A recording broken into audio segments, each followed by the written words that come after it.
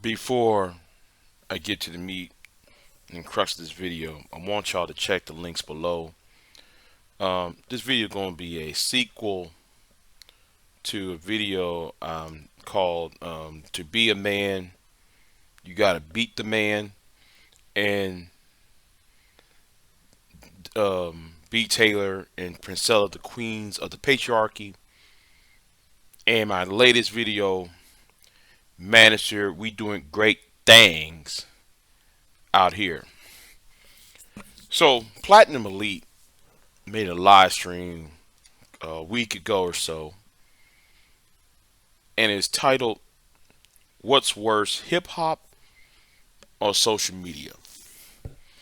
And when he made this video, and yes, I will have the timestamp, the link in the timestamp in the description box when I came in, and when you hit the link, it will go to the timestamp of that live stream, should I find it.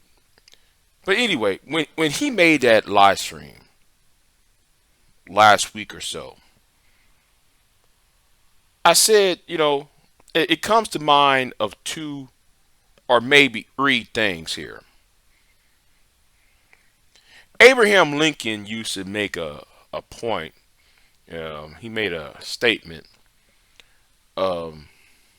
It's one thing to be thought of as a fool, then it is to be open your mouth and remove all doubt.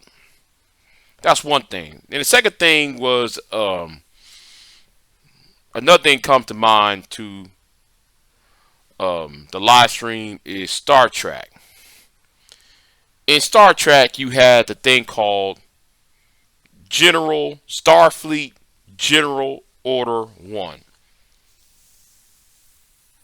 Starfleet General Order 1, aka the Prime Directive.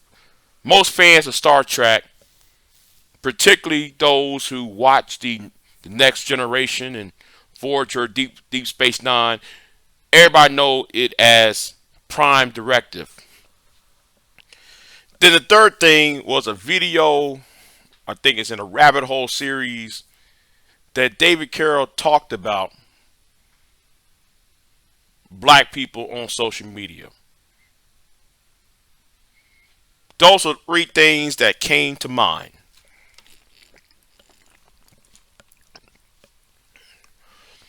You see, which is worse? See, it's one thing to say hip hop is worse. Hip hop is controlled by a few set of people. Hip hop brings its record company labels in the East Coast, primarily New York and Los Angeles, studios, primarily in those two locations. And when I'm saying that, I'm talking about from the 1970s to the 1990s. New York and later Los Angeles was the the mecca when it comes to hip hop and black entertainment. Social media has done something that hip hop doesn't do. Now let me rewind myself back. Let me take myself back because I missed a couple points.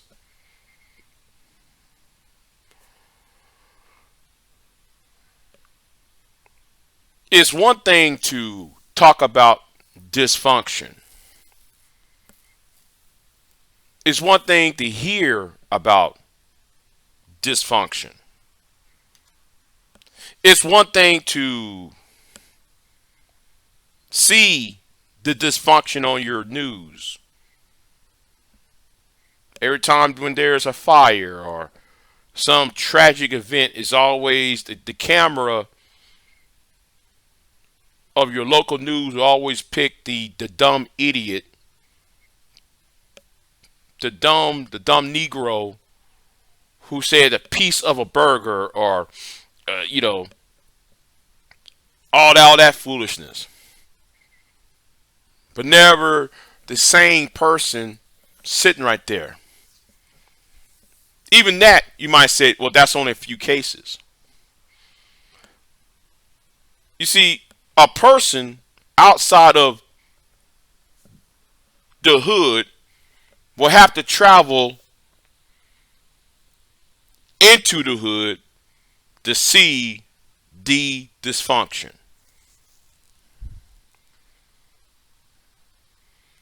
A person have to fill up a tank of gas and have some time to see if the rumors and if the stereotypes are true. When it comes to YouTube, black YouTube, when it comes to black Twitter, black TikTok, and so forth, even social media in general, you can remove all the doubt of the fools. The foolish man can say all his wretchedness,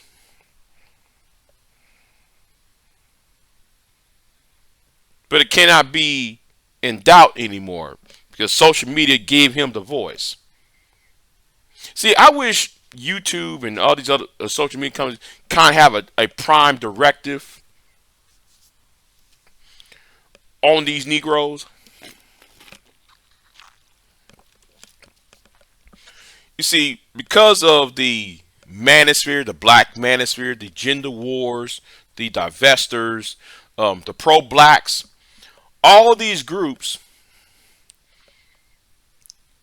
is an extension of low self-esteem and insecurity. Broadcasting these three basic groups online broadcast their fears, their anxieties, their foolishness for everybody in the world to see.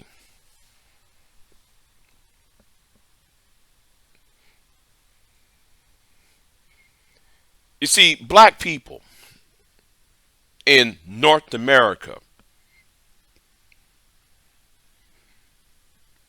believe that airing out their dirty laundry for everybody to see is power. My mama ain't this. My daddy ain't this. My uncle touched me, therefore I'm a divester.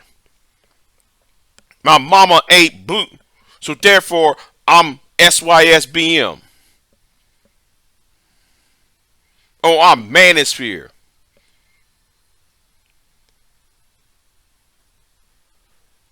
And then there's no resolution to, there's no conflict resolution to all these problems because money has got involved. If it wasn't for money involved, wasn't such thing as the super chat, the cash app, the memberships, all it did is further expose the ratchetness of the people. See, I view black social media as a, you know, listen. I view black social media as anti-black. I don't care what the pro-blacks would say. The pro-blacks would come on YouTube and say, "Oh, I'm for my people. I'm for this." But then these are the same individuals, while they're having the red, black, and green flag in your face, will go to your channel or anybody's channel and try to police who is on your panel.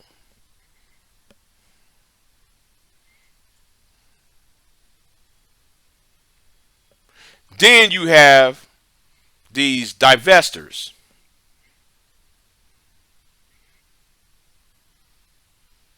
Because you as a black man might, and yes, let me say something. A lot, and because you Negroes are so dumb, y'all can't articulate your point. Y'all can't sit there and have a conversation without using the words 304s, the B word, and all these other stupid words. Therefore, you give them the excuse to think that all black men are ratchet, wretched, uncouth, unwashed human beings. So they're gonna learn that that one stupidity, because you so stupid, you're justifying the reason why all black men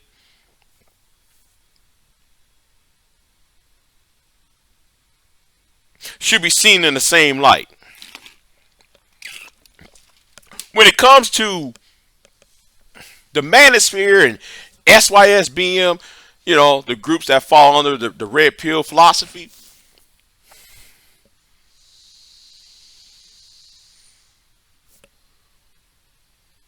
their premise is they never got respect at home, they never got respect in the dating world, they never got respect in the church, they never got respect in, and so forth. So therefore they come online and then they try to be all rough and tumble, not fixing their own personal problems, and try to project that on any woman with their shame, blame, and explain mindset. They're thinking shaming a woman who they don't know, shaming a woman that never even, who's more than 200 miles away from them, who they never met, use them as the enemy because they failed to terraform their own environment, and they think can terraform the Keisha because they cannot have the opportunity. Many of these Negroes will never have the opportunity to date the suburban woman, date the country woman. So the only choices is because they so slow and dumb, based on things that they say online, they're dumb as fuck. They're dumb as hell.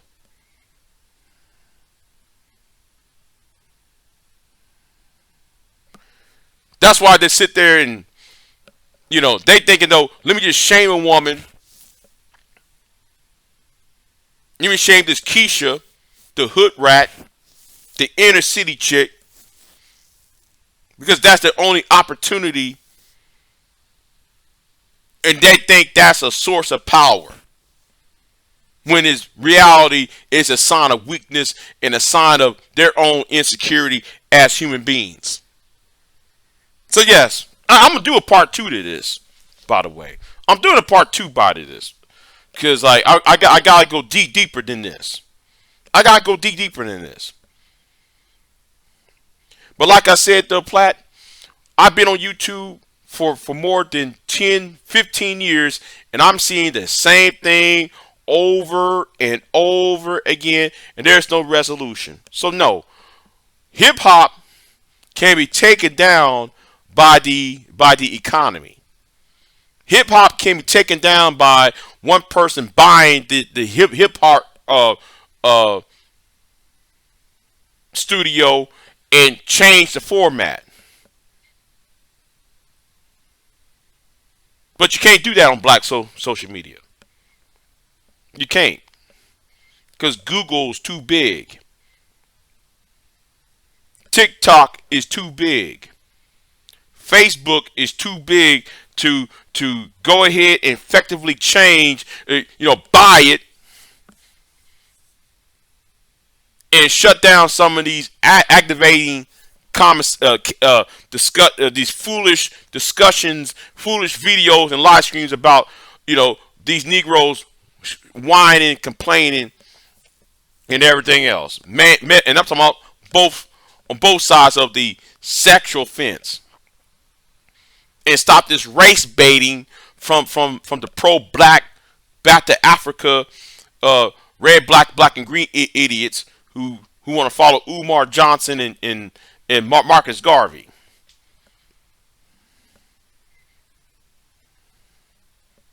Yeah, that's all I gotta say on it. Yeah, part two's coming. That's right, part two's coming because I gotta go deep, hard on this. And you know what? And let me say this too. I think the only solution to this is Section 230 to be repealed. That's right. Section 230 should be repealed so that, you know, some of these channels, some of these black channels that go around here harassing, doxing people, and YouTube ain't doing a damn thing about it. Yes, Section 230 needs to be repealed so we can address these people who dox people and who harass people online. That's another thing that needs to be considered on the table. And yes, I want black YouTube to go away. See you in the next video. Big J out.